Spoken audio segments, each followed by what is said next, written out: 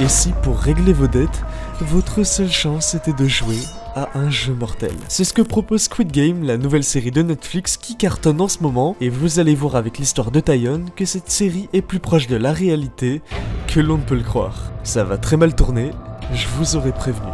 Taeyeon est un jeune homme endetté de 21 ans. Il vit aux États-Unis et suit des études de droit. Pour pouvoir se les payer, il a dû faire un prêt étudiant de plusieurs dizaines de milliers de dollars. À côté, il a un petit boulot au McDonald's, mais gagne assez mal sa vie. Il a à peine assez d'argent pour pouvoir se nourrir et payer son loyer, car oui, Taeyeon vit seul avec sa petite sœur depuis la mort de leurs parents. Taeyeon a un petit groupe de potes composé d'Elsa 21 ans, d'Anthony 23 ans et d'Evan 19 ans. Leur passion commune c'est les jeux d'argent. Taeyeon, malgré ses problèmes financiers, va souvent jouer au casino avec ses potes pour tenter de remporter de grosses sommes. Mais souvent, il finit sans un sou. Il s'est inscrit également à plusieurs sites de loto et de casinos en ligne et joue très régulièrement aux tickets à gratter et aux machines à sous. Il veut de la moula à un max et en vrai je le comprends totalement. Un jour, il va recevoir dans sa boîte aux lettres une mystérieuse carte ressemblant à une carte de visite. Sur la face avant étaient dessinées 3 formes, 3 symboles, un rond, un triangle et un carré.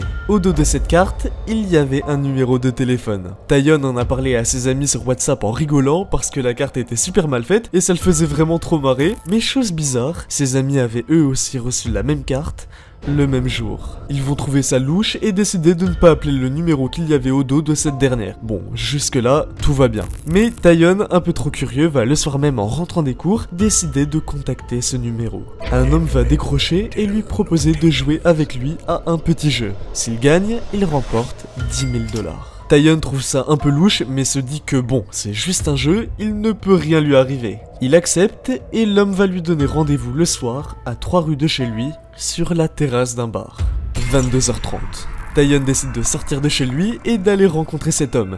C'était un grand monsieur asiatique, plutôt baraqué, sans véritablement de traits distinctifs. Il lui a proposé de jouer une partie d'échecs, et si Taeyeon gagnait, il remportait l'argent. Avant de jouer, Taeyeon a quand même décidé d'envoyer un message à ses amis dans leur groupe WhatsApp en leur disant où il se trouvait, juste par précaution. Les deux hommes se sont installés à une table sur la terrasse, ont commandé tous les deux un café et ont joué une première partie d'échecs. Taeyeon a perdu, mais l'homme lui a laissé une seconde chance. Puis une deuxième partie s'est lancée et le vieil homme a encore gagné. Encore une fois, il propose à Taeyeon de rejouer. À la troisième partie, Taeyeon a réussi à mettre un échec et mat à l'homme, gagnant ainsi le jeu. Comme convenu, et à la grande surprise de Taeyeon, il a bel et bien reçu les 10 000 dollars dans une petite enveloppe.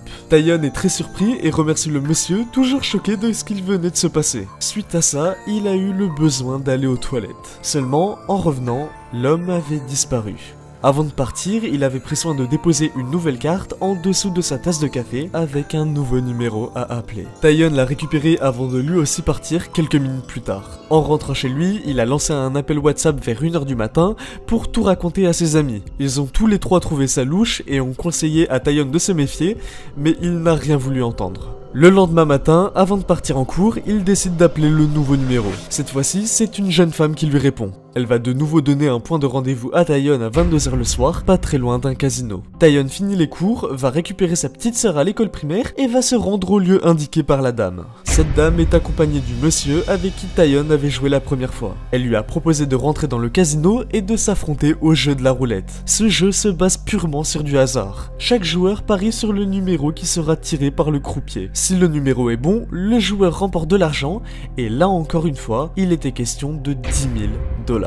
Comme la veille, Taeyeon a envoyé un message à ses amis pour leur expliquer ce qu'il faisait et où il était. Il leur a aussi dit qu'après avoir fini de jouer, il leur enverrait un petit message. Seulement, ce soir-là, Taeyeon ne donnera aucun signe de vie. Ses amis essayeront de l'appeler sans succès, tombant à chaque fois sur sa boîte vocale. Un peu inquiet, Anthony, le plus grand d'entre eux, décide d'aller au casino juste pour vérifier qu'il n'était rien arrivé à son ami. En arrivant, aucune trace de Taeyeon. Il avait disparu. Anthony s'est dit que bon, son ami avait peut-être oublié de les appeler et de toute façon, il devait se voir le lendemain chez Elsa, donc aucun problème. Avant de rentrer chez lui, quelque chose attira quand même son attention. À l'entrée du casino se trouvait la carte que Taeyeon, lui et ses autres amis avaient reçue quelques jours plus tôt. Anthony n'y prêtera pas plus attention et ce jour-là, il commettra la plus grosse erreur de sa vie.